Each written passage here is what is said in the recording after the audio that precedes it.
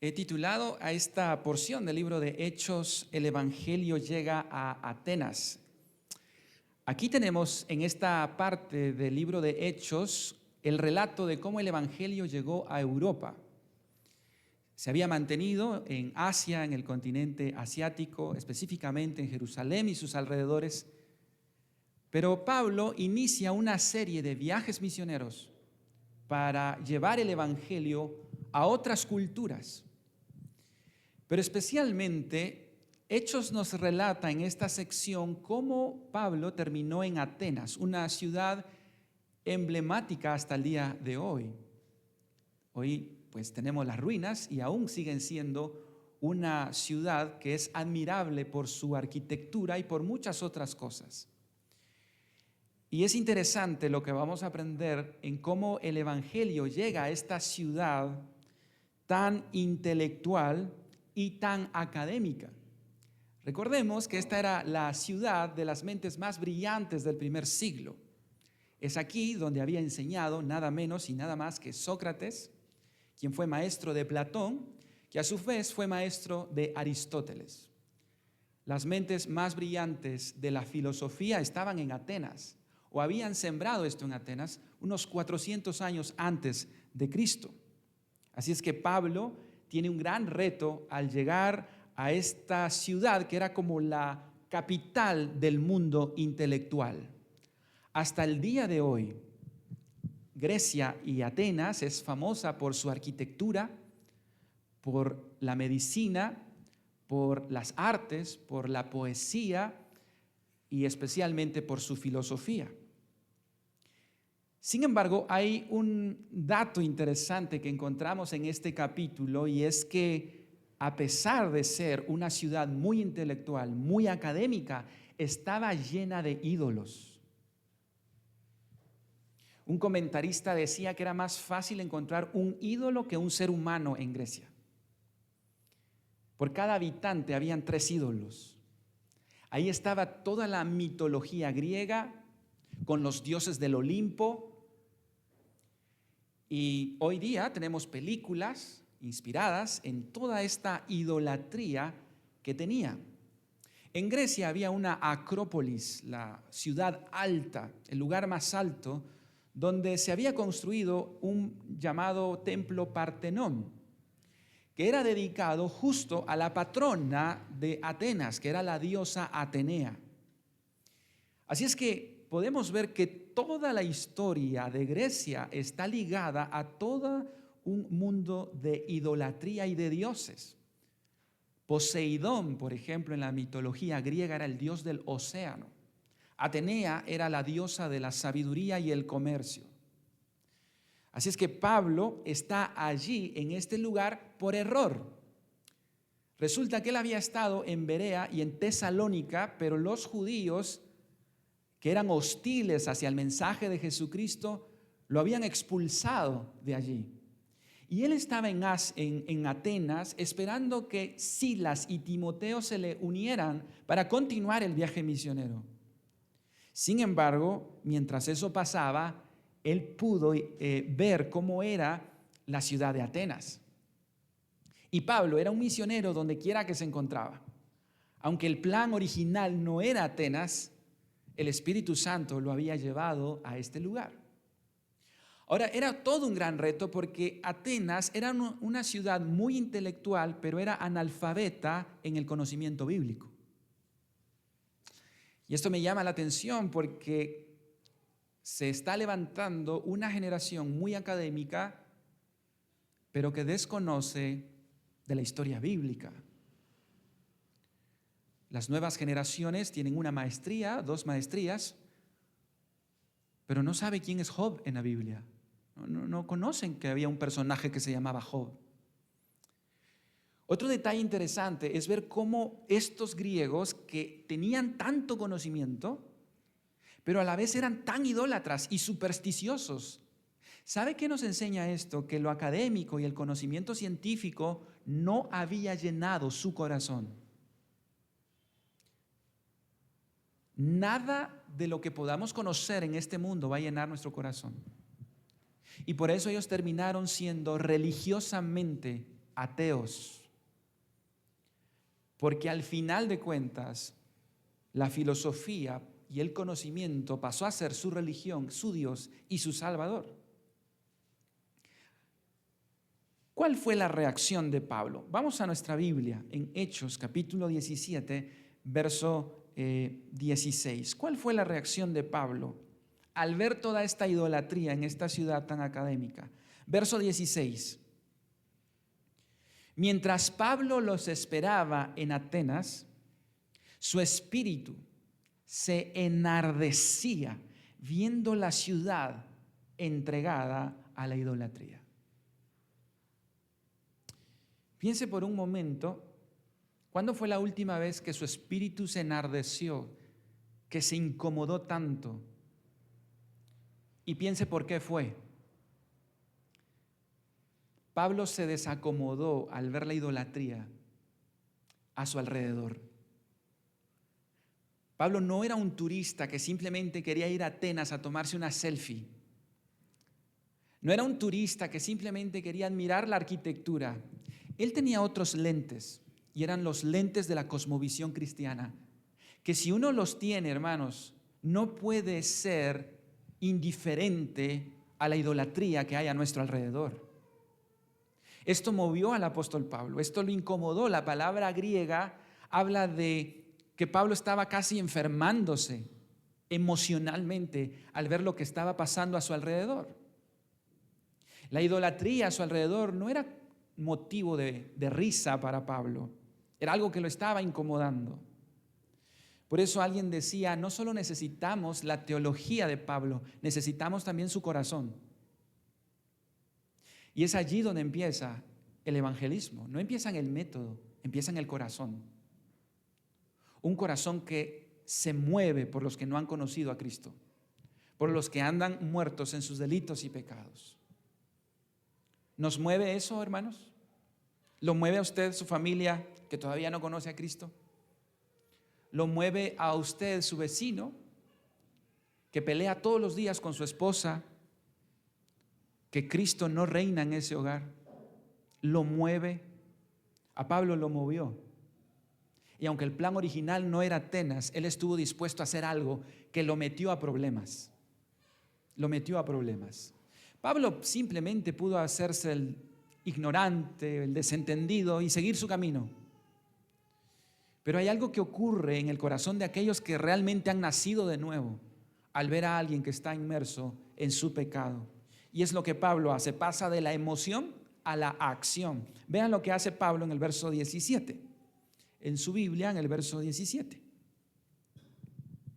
Así que discutía en la sinagoga con los judíos y piadosos y en la plaza cada día con los que concurrían. Miren qué interesante, Pablo va a la sinagoga, va al templo, pero saca a Dios del templo, porque no se queda ahí. Él va a la plaza, en griego es ágora, y este era el mercado de Atenas, donde había una multitud de personas, a hablarles uno a uno, a compartirles del evangelio. Pablo no se queda en la emoción, pasa a la acción y empieza a compartir en la plaza de Atenas. Y no tardó mucho en llamar la atención de las autoridades y los influyentes de Atenas. Fíjense lo que pasa en el verso 18. Y algunos filósofos de los epicúreos y de los estoicos disputaban con él. Y unos decían, ¿qué querrá decir este palabrero o charlatán? Y otros, parece que es predicador de nuevos dioses, porque les predicaba el evangelio de Jesús y de la resurrección. Aquí habían personas muy intelectuales. Se habla de dos escuelas filosóficas muy influyentes hasta nuestros días: los epicúreos y los estoicos.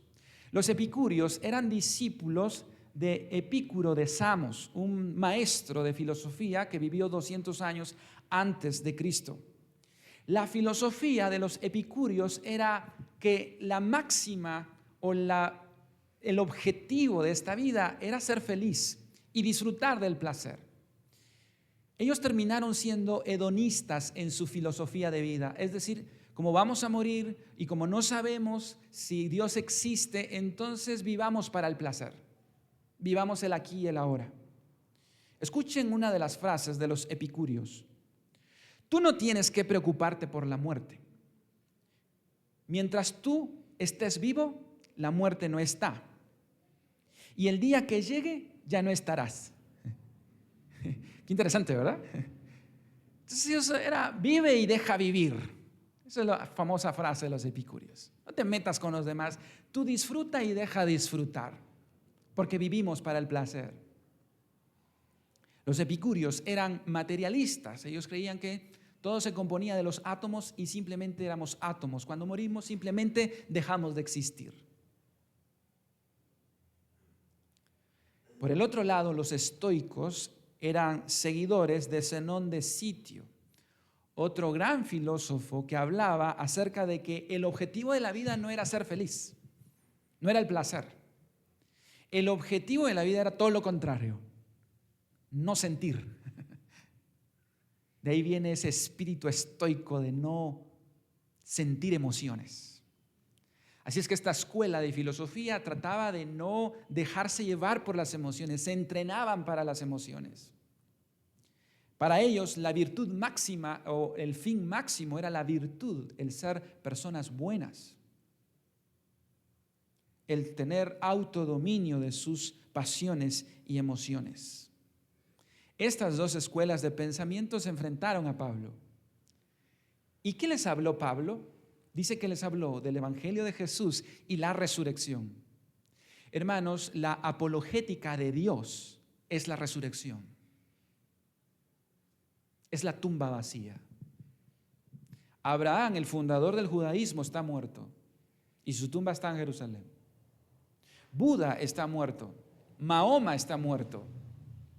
Pero la apologética del cristianismo es una tumba vacía que ateos y cristianos reconocen. Enemigos de Cristo o amigos de Cristo reconocen que no hay cuerpo. Esa tumba está vacía. Los enemigos de Cristo dicen que se robaron el cuerpo. Pero coincidimos en algo, la tumba está vacía. Y estos 2000 años, ¿qué fecha estamos hoy? ¿Qué fecha es hoy? ¿Si me ayudan? 21 de septiembre del año 2025. Y no es el año 2025 después de Sócrates, ni de Platón, ni de Aristóteles, ni de Buda, ni de Abraham. Es el año 2025 después de Cristo, porque Cristo partió la historia en dos. Y no ha habido ningún personaje que haga eso. Si los enemigos de Cristo hubieran mostrado el cadáver de Jesús, ahí se acaba el cristianismo. Pedro no murió por una mentira. Él dijo, Jesús resucitó, ¿qué puedo hacer? No, niega esa verdad o te crucificamos al revés. No puedo negarlo, Jesús se me apareció. Y por eso a lo largo de estos 2000 años, los cristianos siguen dando su vida por la verdad de la tumba vacía. Cristo resucitó y eso nos tiene hoy acá, hermanos. Por eso estamos acá. El mejor argumento para compartir el evangelio es la resurrección de Cristo. Es el evangelio de Jesús. Así es que la cosa se empezó a poner candente. A los filósofos griegos les gustaba el debate. Así es que miren lo que hacen con Pablo. Ya se metió a problemas. Hermanos, déjenme decirles una cosa. Mientras usted se junte con sus amigos a hablar de política, de Katy Perry, de Karol G, a burlarse del presidente, a hablar del Real Madrid y del Barcelona, usted va a tener amigos para siempre. Totalmente. Pero el día que usted traiga a Jesús a la conversación con sus amigos, va a sentir lo que dijo Charles Spurgeon. Ustedes no son el azúcar de la tierra, son la sal de la tierra, algo que el mundo querrá escupir en lugar de tragar.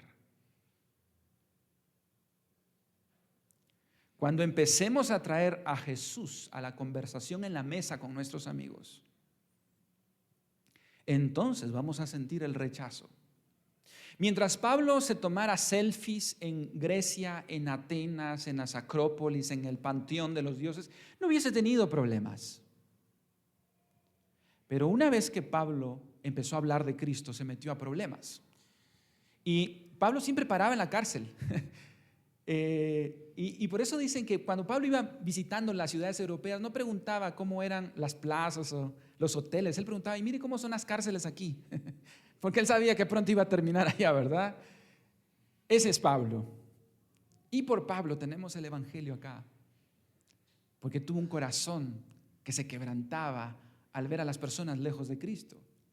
¿Qué pasó? Verso 19, la cosa se puso candente. Verso 19. Y tomándole, le trajeron al Areópago, diciendo, ¿podemos saber qué es esta nueva enseñanza de que hablas? Pues traes a nuestros oídos cosas extrañas. Queremos pues saber qué quiere decir esto. Hermanos, lo llevaron al Areópago. Y esto no es cosa sencilla. Este era el lugar del debate de las ideas. Era un tribunal académico. Para Pablo esto era un sueño hecho realidad. Un misionero como Pablo, que lo lleven al Areópago, te vamos a dar el micrófono, explícanos qué crees.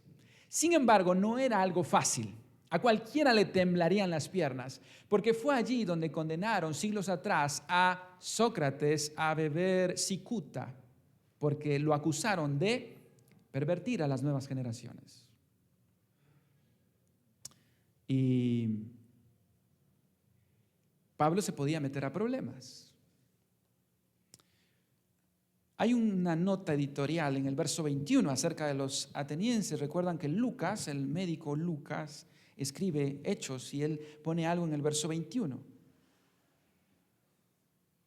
Porque todos los atenienses y los extranjeros residentes allí en ninguna otra cosa se interesaban sino en decir o en oír algo nuevo. Esa es una nota editorial acerca de los atenienses. Les gustaba lo nuevo. A ellos no les interesaba la verdad, sino la novedad.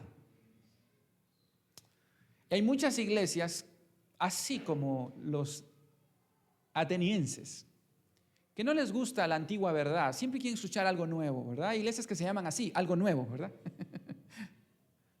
Porque nos gusta lo nuevo, no la vieja verdad que no hemos aplicado. Y me preguntaba cuántos de nosotros parecemos a los atenienses que lo único que queremos es escuchar algo nuevo. Hermanos, tengamos cuidado. Dice Timoteo que en los postreros tiempos vendrán muchos que tendrán comezón de oír algo nuevo, pero ya no quieren escuchar la vieja verdad, la que siempre estará, la verdad de Dios. En el 2016, la Universidad de Oxford tituló a la palabra del año la palabra posverdad. Vivimos en un mundo donde la verdad ya no importa, ya no interesa. Vivimos en un mundo posverdad, donde lo que interesa es lo que yo siento. Si a mí me hace sentir bien, esa es mi verdad. Si a mí me hace feliz, esa es mi verdad. No me importa por cuánta gente yo tenga que pasar encima. Es lo que yo quiero, es lo que me gusta. Y los sentimientos pasan a marcar el norte de las personas. Pero Pablo iba a ser fiel a la verdad. Así que le ceden el micrófono a Pablo en el Areópago ante aquellas personas intelectuales pero superficiales, aquellas personas intelectuales pero analfabetas bíblicos, aquellas personas intelectuales pero vacías. ¿Y qué es lo que hace Pablo? Bueno, es magistral, de verdad, uno ve cómo el Espíritu Santo usó a Pablo en ese momento. Él nunca se imaginó terminar en el Areópago. Él esperaba ir al mercado.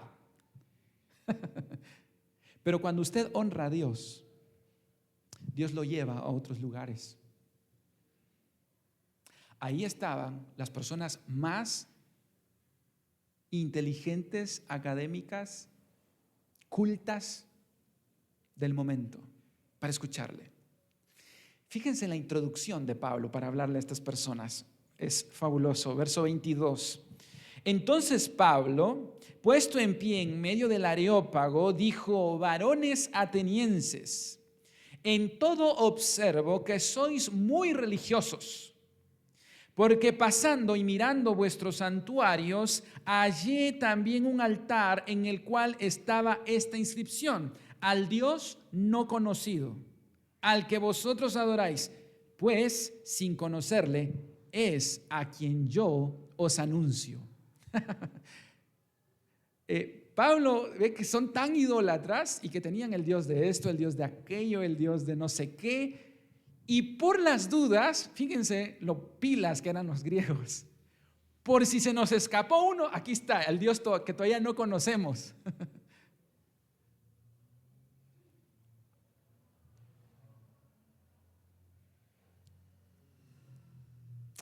Y Pablo, genial, ¿verdad? Él dice, bueno, pues de ese les vengo a hablar yo, ¿verdad?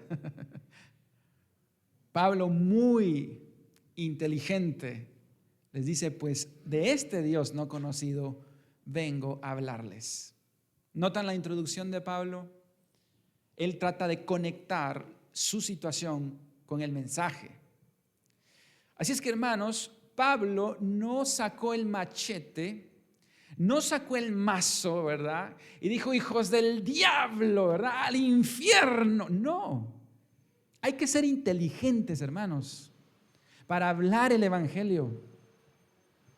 No sacó el palo para darles a estas personas. Él fue inteligente. Él tuvo discernimiento. Y es lo que tenemos que hacer. A veces la gente no rechaza el evangelio, rechaza a los mensajeros por ser tontos, por no tener sabiduría para hablar. Pablo tuvo sabiduría para hablar.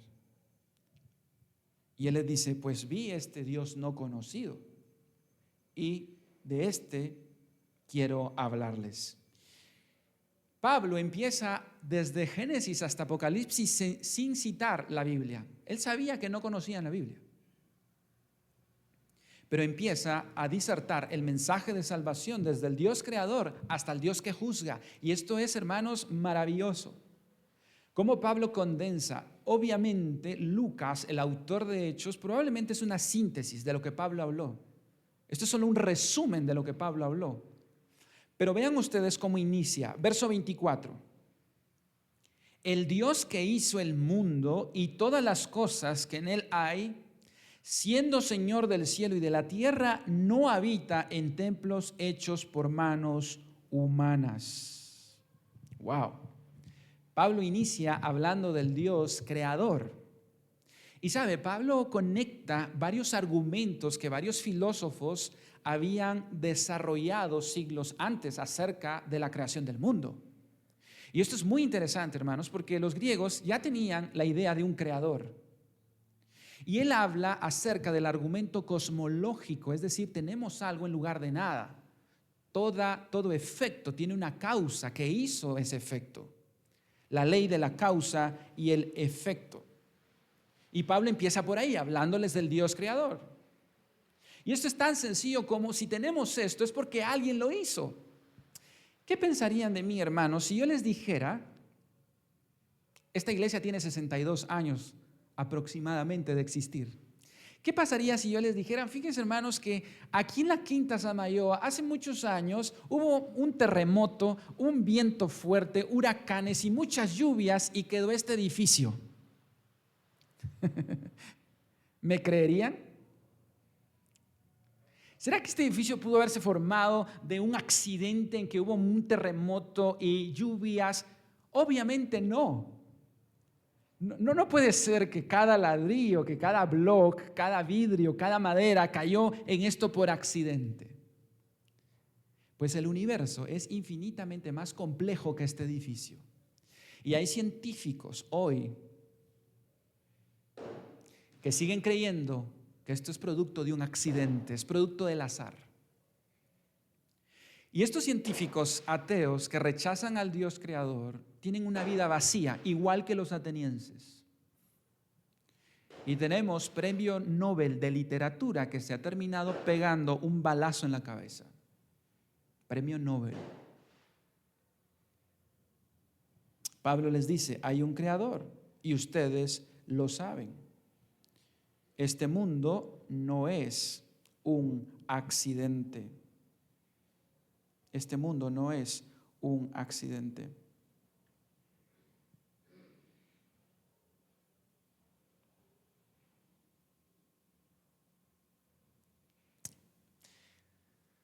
No solo el argumento cosmológico, el argumento teleológico, el diseño inteligente. Este mundo está finamente diseñado para que funcione. El argumento de la moral también. Todos tenemos una moral interna de qué es lo que está bien y lo que está mal, y hay una conciencia que nos acusa o nos defiende.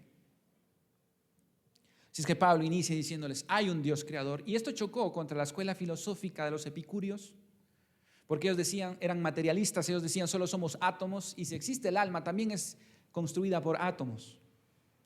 Y los estoicos también. Pero Pablo no solo les habla del Dios creador, sino también les habla de que ese Dios creador no nos necesita.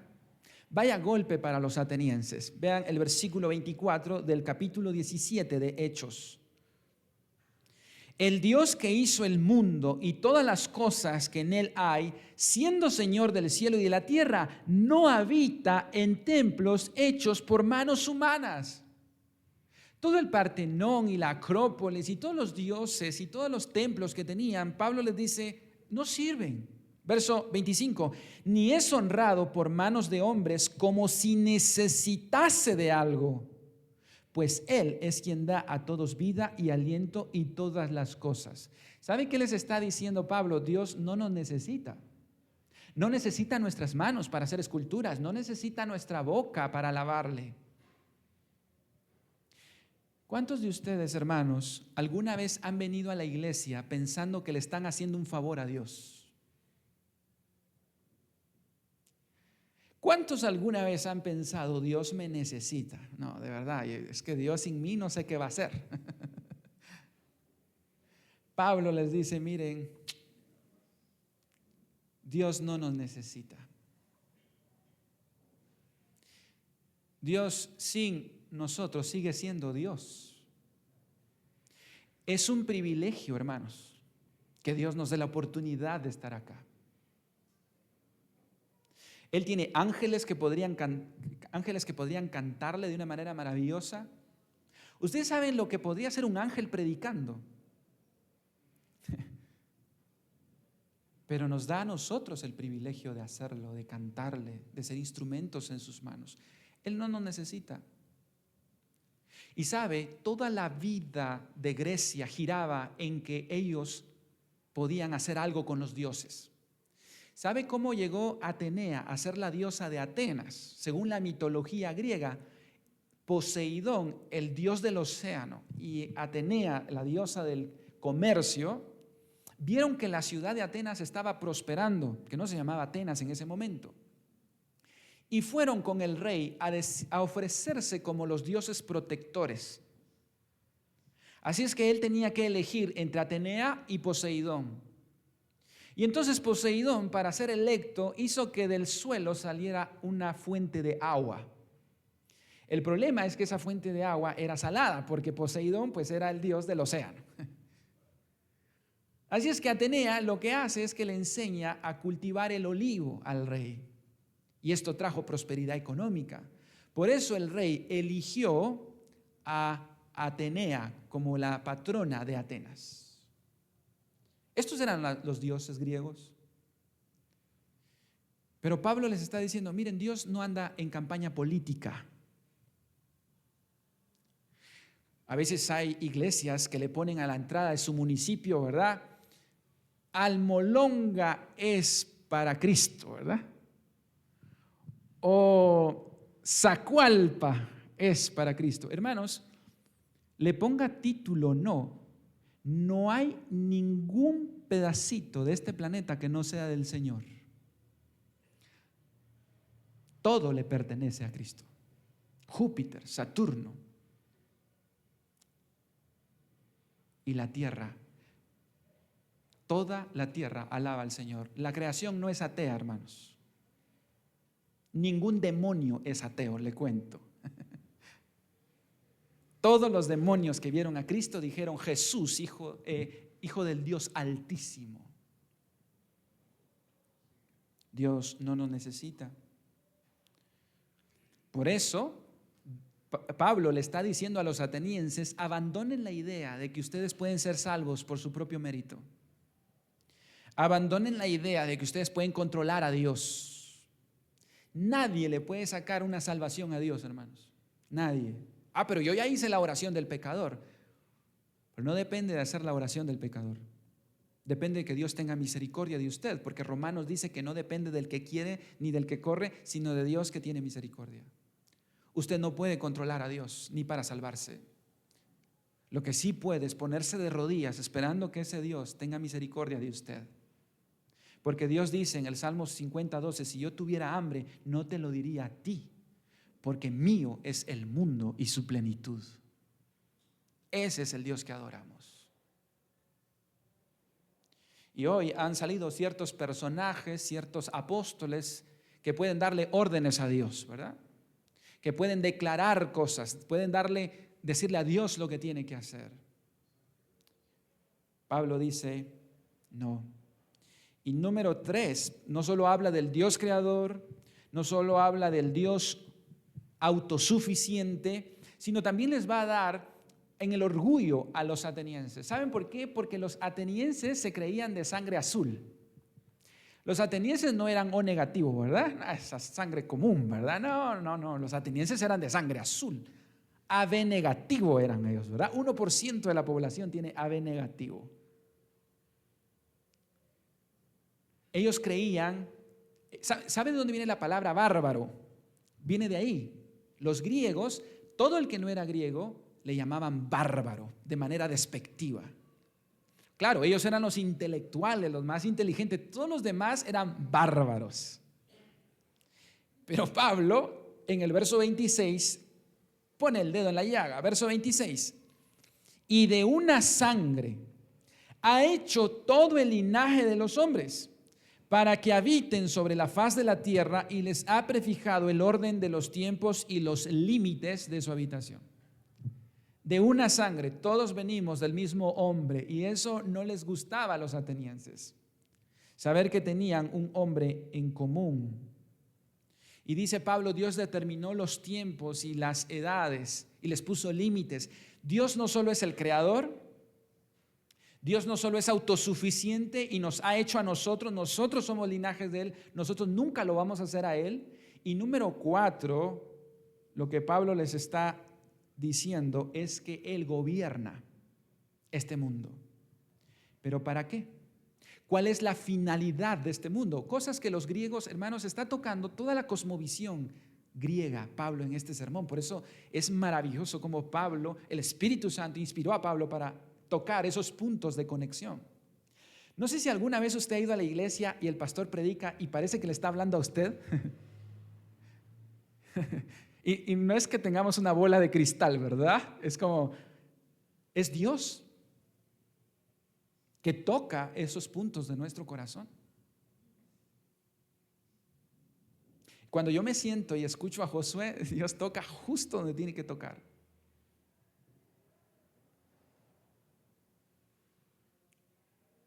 Verso 27. ¿Para qué hizo este universo? Una gran pregunta de los griegos. ¿Para qué soy? ¿Quién soy? ¿Para qué existo? Verso 27. Para que busquen a Dios, si en alguna manera palpando puedan hallarle, aunque ciertamente no está lejos de cada uno de nosotros. Muchos griegos eran agnósticos. Es decir, yo no sé si existe Dios, la verdad. No tengo evidencia suficiente. Y Pablo les dice, pues Dios te está buscando y no está lejos de ti. Dios es personal. Dios no es que hizo este universo y lo dejó a la aventura, le dio cuerda para que funcione. No, Dios está ahí. Y por eso Dios nos está hablando hoy. Nadie se va a ir al infierno sin que antes Dios le hable. Nadie. Nadie se va sin escuchar el evangelio. No tenemos excusa, hermanos. Dios está cerca, Dios es personal. Y Pablo ahora va a usar un material de apoyo. Miren qué sermón el de Pablo en el Areópago. Porque ahora va a citar a los poetas griegos. Fíjense lo que hace el verso 28. Porque en él vivimos y nos movemos y somos, como algunos de vuestros propios poetas también han dicho, porque linaje suyo somos. Fíjense cómo Pablo sabía lo que ellos estaban escuchando y leyendo. Por eso, hermanos, alguien decía, no recuerdo qué predicador decía, que en una mano la Biblia y con el otro el periódico, porque no podemos aislarlos de este mundo. Tenemos que saber qué es lo que este mundo está pensando, leyendo. Tenemos que ser entendidos de nuestros tiempos. Hace 8 días estudiamos acerca de hacer un hogar en Babilonia. ¿Recuerdan? En Jeremías 29. Tenemos que vivir en Babilonia. Tenemos que involucrarnos en la cultura. No podemos ser una iglesia que se encierra en su burbuja. Tenemos que salir al mundo, a las plazas. Pablo cita, y aquí Pablo está usando un argumento racional, no un argumento teológico. Sus propios profetas, dice, reconocen que el linaje suyo somos, y aquí se referían a Zeus, que eran creación de Zeus, pero Pablo lo aplica al verdadero Dios. Él contextualiza, traza un puente entre la cultura griega hacia el evangelio, y él les dice, aquí hay un argumento racional. Si ustedes dicen que somos creación de Dios, ¿qué hacen haciendo dioses en esculturas? Eso no tiene lógica. Si Dios nos hizo y somos linaje de Él, tú has hecho a la escultura. Es como la escultura va a hacer al escultor. No se puede. Entonces, si somos linaje suyo, no tiene sentido todo este panteón de dioses del Olimpo. Y tampoco tiene sentido, si somos creación, negar que no hay un creador. Por eso alguien decía, a la vasija se le subió el barro a la cabeza y ahora dice que no hay alfarero. Él cita estos argumentos racionales para ellos y pone ahora sí el dedo en la llaga. Este es el clímax, verso 29, o casi el clímax, verso 29. Siendo pues, según sus poetas, a quienes ustedes respetan, según sus principios, siendo pues linaje de Dios, no debemos pensar que la divinidad sea semejante a oro o plata o piedra, escultura de arte y de imaginación de hombres. ¿Cómo creen que les cayó esto a los atenienses? Ahí puso el dedo en la llaga. O sea, estos 3,000 ídolos que tienen acá no tiene sentido según sus propios poetas, no según yo. Si ustedes son coherentes con su pensamiento y no hacen violencia intelectual a sus principios, están errados.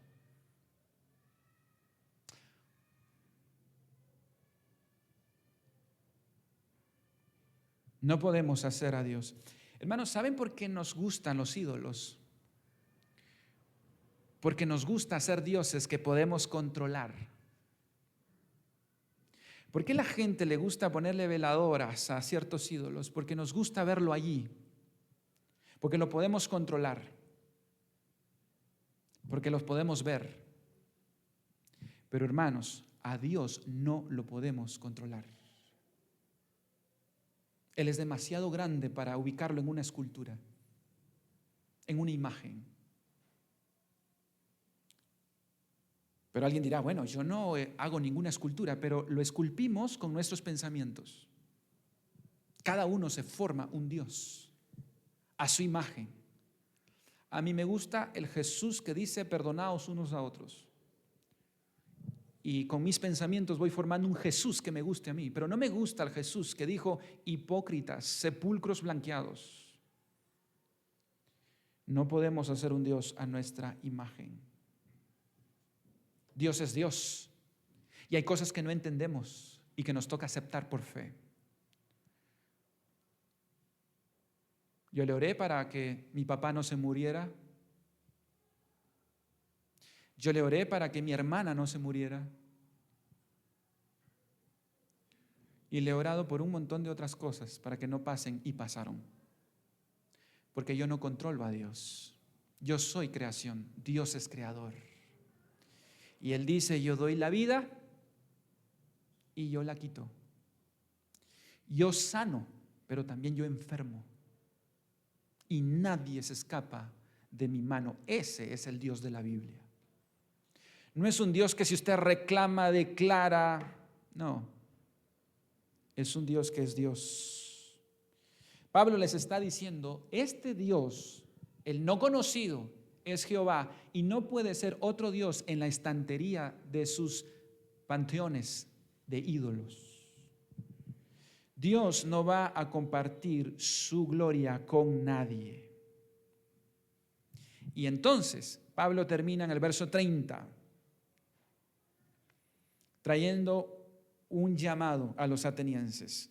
Verso 30, hermanos, Hechos 17, verso 30. Pero Dios, habiendo pasado por alto los tiempos de esta ignorancia, ahora manda a todos los hombres en todo lugar que se arrepientan, por cuanto ha establecido un día en el cual juzgará al mundo con justicia por aquel varón a quien designó, dando fe a todos con haberle levantado de los muertos. Hermanos, este mensaje termina como todo mensaje debe terminar, con un llamado al arrepentimiento.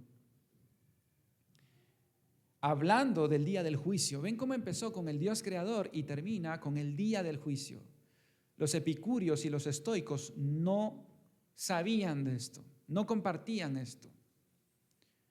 Pero hermanos, esta historia de esta humanidad termina en un juicio en el tribunal. Si este mundo no terminara en un tribunal, la vida sería una broma de mal gusto. ¿Qué sentido tendría ser el bien? ¿Qué sentido tendría ser el mal? Si simplemente somos polvo cósmico. ¿Qué sentido tiene? Nietzsche, aquel gran filósofo europeo que habló de la muerte de Dios, decía que tenemos que vivir y hacernos cargo de nuestras ideas. Si Dios muere, si Dios no existe, si Dios está muerto, vivamos a la luz de eso. Hagamos lo que se nos dé la gana. Porque ¿qué es bueno y qué es malo? Si borramos a Dios del horizonte, ¿qué es bueno? Robar es malo. ¿Por qué? ¿Quién lo dice?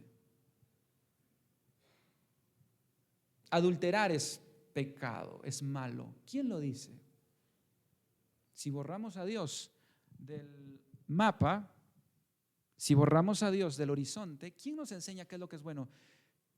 Los ateos no pueden hacerse cargo de vivir conforme a su posición. ¿Qué es justicia? ¿Qué es justo y qué no es justo? Si borramos a Dios del mapa. Termina haciendo un llamado al arrepentimiento. ¿Y cuál es la reacción de los atenienses? Terminamos viendo el pasaje. ¿Cuál fue la reacción de este sermón? ¿Cómo reaccionaron, las personas que escucharon este sermón? Bueno, de dos maneras. Verso 32.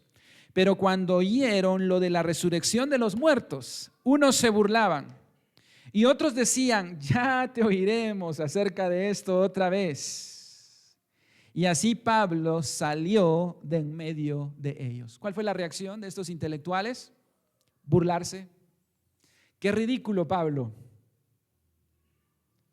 Otros dijeron, te voy a escuchar otra vez acerca de esto. Era como, no me interesa. ¿Sabe que ahí hubiese podido finalizar esta historia? Eso es lo más normal que puede ocurrir en este mundo. Que el hombre caído rechace el mensaje. Eso es lo más normal y lo más natural, que un hombre que está muerto en sus delitos y pecados termine burlándose de este mensaje. Pero la historia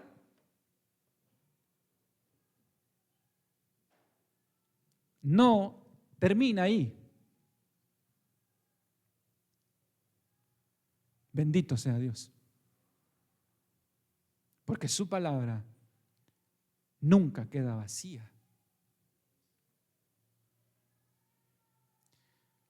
No era la oratoria de Pablo. Era el Espíritu Santo que sigue tocando corazones. Porque en el verso 34 ocurre algo que no es natural, que no es normal. Verso 34, mas algunos creyeron. Y miren quién, juntamente con él, entre los cuales estaba Dionisio, ¿qué? El Areopagita. ¿Quién es Dionisio? el areopagita, era parte del tribunal del Areópago, una de las personas más intelectuales e influyentes de la época. Fue tocado por el Espíritu Santo, el que menos esperaba. Fue tocado por el Espíritu Santo, el más duro de todos,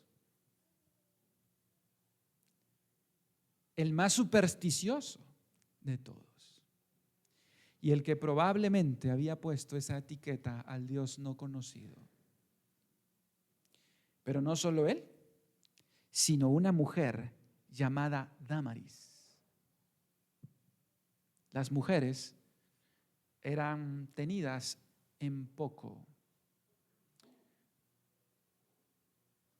Los griegos consideraban a una mujer un ser humano defectuoso, no completo. Pero el Evangelio las trae de vuelta a la imagen de Dios. Y también se menciona a esta mujer Dámaris. ¿Saben por qué, hermanos? Porque Pablo dijo en 1 Corintios 1:21, pues ya que en la sabiduría de Dios el mundo no conoció a Dios mediante la sabiduría. Agradó a Dios salvar a los creyentes por la locura de la predicación. Esa locura que los griegos dijeron fue la que salvó a Dionisio y la que trajo un avivamiento a toda Atenas hasta el día de hoy. ¿Sabe que en Atenas hoy hay una placa en griego de todo este sermón de Pablo, justo en la Acrópolis? El Evangelio ganó. Y el Evangelio sigue siendo predicado hasta el día de hoy. Porque el Evangelio triunfará y vencerá. Quiero terminar, hermanos, hablando de que todos tenemos un Atenas dentro. Todos tenemos un panteón de ídolos en nuestro corazón,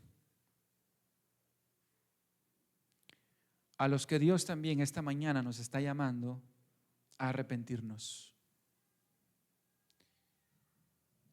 Cristo resucitó. Él murió en la cruz para darnos aquello que nosotros no podemos lograr. ¿Saben cuál es la diferencia entre religión y evangelio? Y es que la religión nos da consejos, el evangelio nos da noticias. La religión nos da consejos. ¿Quieres llegar a Dios? Tenés que hacer esto, tenés que hacer aquello. El evangelio nos da la noticia, ya Cristo hizo, ya pagó la cuenta. Dios murió en la cruz. No es la escalera que los hombres hacen para llegar a Dios. Eso es religión. Lo que usted puede hacer para subir esa montaña y llegar a Dios. El evangelio nos dice que Dios bajó de la montaña para venirlo a alcanzar a usted y a mí y darnos salvación. Del Areópago en Atenas, volvemos acá. ¿Qué reacción? ¿Dónde está usted en esta historia? ¿Usted es de los que se burla? ¿De los que dicen, ya escucharemos otra vez de eso? ¿O usted tomará hoy una decisión de arrepentirse como Dionisio y Dámaris? ¿Qué decisión tomará esta mañana? ¿Se arrepentirá? ¿Reconocerá a Cristo y lo seguirá como el único camino, la verdad y la vida? ¿Hay alguien que esta mañana quiera entregarle su vida a Cristo? ¿Pueden cerrar sus ojos, hermanos?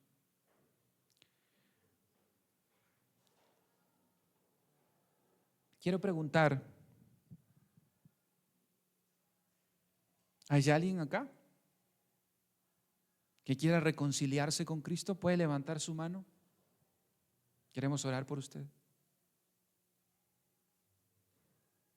¿Hay alguien acá que quiera entregarle su vida a Cristo? Arrepentirse de sus ídolos, y decir, Señor, perdóname?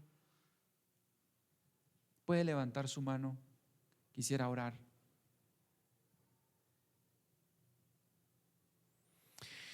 Padre, gracias por tu palabra, Señor.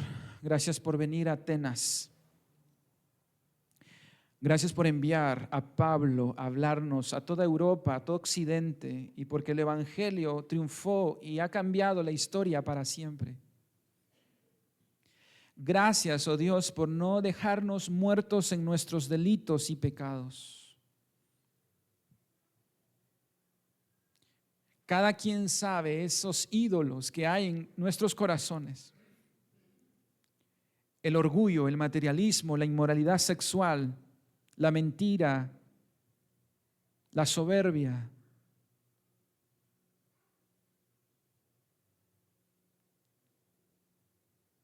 La autosuficiencia. Perdónanos, Señor. Perdónanos, Padre.